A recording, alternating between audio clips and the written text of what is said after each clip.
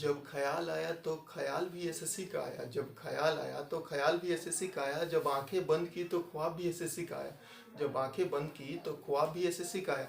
सोच कर सोचा याद कर लूं, सोचा याद कर लूं किसी और को, सोचा याद कर लूं किसी और को, मगर जब होठ खुले तो नाम भी एसएससी का आया, मगर जब होठ खुले तो नाम भी एसएससी का ही आया।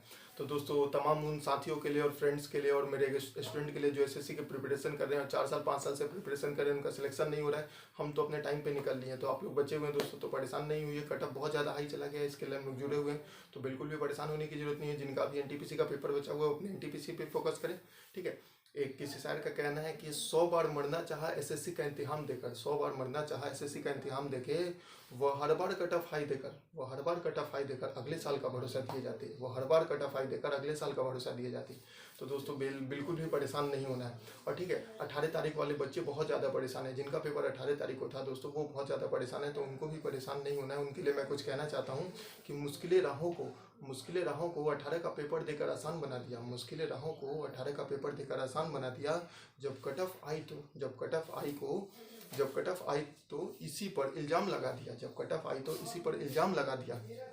ना हुआ किसी का भी सिलेक्शन 18 में, ना हुआ किसी का भी सिलेक्शन 18 में। देख अब सिलेक्शन देखो अब सिलेक्शन ना देके परिंदों को भी गुलाम बना दिया, देखो अब सिलेक्शन ना देके परिंदों को भी गुलाम बना दिया। तो दोस्तों, मैं तमाम उन लोगों को जिनका भी सिलेक्शन नहीं हुआ 18 तारीख में, वो घबराए नहीं, और 15-16 वाला भी जिनका स्कोर कम है, घबराए नहीं।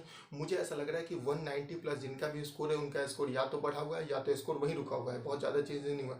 लेकिन जिनका 190 से कम स्कोर है 18 तारीख में दोस्तों, उनका स्कोर बहुत ज़्यादा कम कर दिया गया, अप्रॉक्स 30-40 नंबर कम कर दिया गया, ठीक है। इतने तो कम किए गए, तो बहुत ज़्यादा कम हुआ है, तो वो लोग का नाम में नहीं आया, और कट ऑफ बहुत ज़्यादा हाई हाई चली गई। कुछ ऐसे भी स्टूडेंट हैं जो मुझे कॉल करके बता रहे, सर मेरे 560 नंबर रॉ मार्क्स बन रहे थे, 18 तारीख का पेपर था और उनका उसमें लिस्ट में नाम नहीं आया, किसी भी लिस्ट में नाम नहीं आया, ठीक है दोस्तों। एओ की भी थोड़ी कम गई है, उसके पीछे भी रीजन है, लेकिन उस पर हम लोग बात नहीं करेंगे। अभी हम लोग जो बात करें वो 528 के ऊपर बात कर रहे हैं, डबल एओ के ऊपर चर्चा भी हम लोग नेक्स्ट अगले उसमें करेंगे, ठीक है दोस्तों। तो 528 it was a huge cut off, बताइए 80, 85, 90% कट ऑफ लेने का क्या मतलब है? मजाक बना दिया एसएससी को, कोई समझ ही नहीं है इस चीज़ के बारे में। बताइए, जब 85-80% कट ऑफ ही ले रहे हो तो सिलेक्शन क्या 95% पे लोगे? पहली चीज़, इतने सारे कैंडिडेट हैं, आप इतने पास आपके पास फैसिलिटी नहीं है, फैसिलिटी बनाओ। नहीं है तो 1.5 लाख बच्चों का आप एक दिन में एग्जाम नहीं करा पा रहे हो, 3 दिन में एग्जाम कराने की क्या जरूरत है? एक दिन में एग्जाम कराओ। अविनाश शर्मा ने कहा, इस बात से मैं बहुत सहमत हूँ कि एक दिन में एग्जाम कराई, ये बहुत जेन्युइन चीज़ है। अब देखिए, दूसरी एक पॉइंट उठाई जा रही है कि री एग्जाम हो, तो री एग्जाम हो तो 18 का नहीं, अगर री एग्जाम कराना हो तो तीनों एग्जाम हो, 15, 16 और 18। दोस्तों, तीनों एग्जाम फिर से री हो, सिर्फ 18 का री नहीं होगा, सब एग्जाम होगा, एक दिन में एग्जाम कराओ, 3 दिन में एग्जाम नहीं होगा, ठीक है।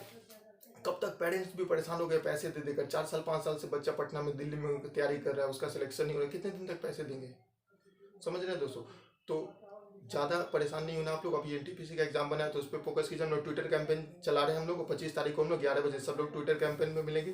देखिए, एक चीज़ और है, वेटिंग लिस्ट भी निकाली जाए। एसएससी से ये बहुत दिन से हम लोग मांग कर रहे हैं, वेटिंग लिस्ट निकाली जाए, बहुत सही चीज़ है। पिछले भी मैं कुछ वीडियो में बता चुका हूँ, वेटिंग लिस्ट बहुत जरूरी है, और इस बात के लिए मैं अविनाश शर्मा को सपोर्ट करता हूँ, अविनाश शर्मा सर को सपोर्ट करता हूँ कि वेटिंग लिस्ट जरूरी है, वेटिंग लिस्ट निकालना चाहिए दोस्तों, ठीक है। नॉर्मलाइजेशन का प्रोसेस हद ही बना रखा है, पता ही नहीं चलता क्या नॉर्मलाइजेशन करता है। अरे पेपर का लेवल सेम तो रखो, तब तो नॉर्मलाइजेशन में फायदा होगा। एक पेपर जमीन छूता है, एक पेपर आसमान पे आ जाता है, और उसके बाद कहते हैं नॉर्मलाइजेशन कर दो, फिर नॉर्मलाइजेशन का मजाक बना रखा है, कुछ पता ही नहीं चल रहा है, ठीक। उसके बाद क्या, आंसर की देते हैं, उसके 6 महीने बाद मार्क्स देते हैं। अरे भाई, आंसर के साथ उसका मार्क्स बताओ, रॉ मार्क्स बताओ, उसके एक्चुअल मार्क्स कितने बन रहे हैं, घटने बढ़ने के बाद नॉर्मलाइज मार्क्स कितने हो रही है बताओ। तो अभी तुम दे नहीं, सिर्फ तुमने लिस्ट थमा दी हाथ में। वो होता है ना कि बच्चा रो रहा है तो लॉलीपॉप पकड़ा दिया, बच्चा रो रहा है खिलौने के लिए, तुमने पकड़ा दिया लॉलीपॉप की, लो खा लो।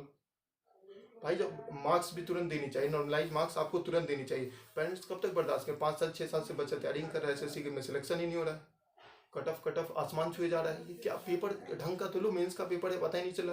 कोई पेपर ऐसा ले लिया जो मेंस का, कोई पेपर ऐसा ले लिया जो एकदम प्री से भी आसान हो। ये चीज़ें नहीं होती है दोस्तों, ठीक है। वेटिंग लिस्ट इसमें निकालनी चाहिए, मैं पहली डिमांड है, वेटिंग लिस्ट निकालनी चाहिए। एज के बारे में मैं बता दूं, अगस्त से काउंट होता था, अब जनवरी से कर दिया, हद है। उन बेचारों बुढ़ों का क्या, जिनकी उम्र 30 साल हो गई है, उनका क्या होगा? शादी तक नहीं कर रहे बच्चे की, जब तक एसएससी में सिलेक्शन नहीं होगा शादी नहीं करेंगे। और आपने कट ऑफ इतना बढ़ा दिया, फिर एज आप अगस्त से काउंट करते थे, अब जनवरी से काउंट कर रहे हैं, क्या लगा रखा है इसको? तो मैं एसएससी से ये दरख्वास्त करूंगा, 3-4 चीज़ें डिमांड है, ये पूरी की जाए, ठीक है। चलिए दोस्तों, तो दो चार शब्द में और कुछ कह रहे हैं। आप लोग परेशान नहीं हुए, स्टूडेंट जो भी हैं, जो भी मेरे भाई मित्र कलीग हैं, जो भी पेपर दे के आए हैं परेशान हो रहे हो, बिल्कुल परेशान नहीं हो। बहुत लोग के मेरे पास भी कॉल और मैसेज ईमेल आ रहे हैं कि सर 560 नंबर थे, 550 थे, लेकिन मेरा कट ऑफ में नाम नहीं आ गया। और बहुत सारे लोग ऐसे हैं जो वो भी कर रहे हैं, सर मेरा नाम तो आ गया उसमें, लेकिन अब पता नहीं मिलेगा कि नहीं मिलेगा, पता नहीं मेरे 530 बनेंगे कि 540। भाई 528 लाने से भी नहीं होगा सिलेक्शन। 528 पे ये थोड़ी, तो 528 में लिस्ट आ गई, सिलेक्शन हो गया। 43,000 बच्चों का लिया गया इसमें, अप्रॉक्स 44,000 बच्चे हैं जिनकी लिस्ट में नाम आई है। उसमें से सोचो 3-4 हज़ार सीटें, जितनी सीटें उतनी भरेंगी, तो कहाँ उसमें भी छटैया होगी, चांसेस बहुत कम है। फिर आप लोग परेशान कर दिया बच्चों को एकदम से। 18 का कुछ दिया नहीं, 19 के पीछे फंस गया। अभी एक कंप्लीट नहीं हो रहा, दूसरा 4-4 साल तक एग्जाम ही चलते रह रहे हैं। 17 वाला भी कोर्ट में केस चल रहा था, फिर क्लियर किया, फिर 18, फिर 19, एक बार में 3-3 मीन्स घुसा दे रहे हैं। बच्चे खुद कंफ्यूज हो जा रहे हैं भाई, इधर उधर हाथ पाँव मार रहे हैं। अरे एक उसको फिक्स पैटर्न दो, टाइम टू टाइम एग्जाम लो। सबसे पहली चीज, एकदम एग्जाम टाइम टू टाइम होना चाहिए। एक साल के अंदर सारा प्रोसेस हो जाना चाहिए। 3-3 साल तक मेंस के एग्जाम नहीं हो रहे, मेंस हो जा रहा है तो फिर रिजल्ट फंसा, ये क्या तरीका। पहली डिमांड यही है, टाइमली एग्जाम हो। दूसरी डिमांड ये है, वेटिंग लिस्ट निकलनी चाहिए दोस्तों। और नॉर्मलाइजेशन वाली झंझट मेंस में हटा दी जाए, एक दिन में एग्जाम लिया जाए। नॉर्मलाइजेशन का कोई मतलब नहीं रहेगा। जितना शॉर्ट ड्यूरेशन में एग्जाम होगा वो से एनटीपीसी का देख लो, 5-5 पेज में 4 महीने 6 महीने तक एग्जाम चल रहा है। नौटंकी बना दिया एग्जाम को। अब शुरू में पेपर आसान कर देंगे, बाद में पेपर टफ कर देंगे, नॉर्मलाइज करके बाद बराबर कर देंगे। वो भी परेशान, शुरू वाले बच्चे भी परेशान, बाद वाले बच्चे अरे हो तो सिलेक्शन हो किसका आखिर।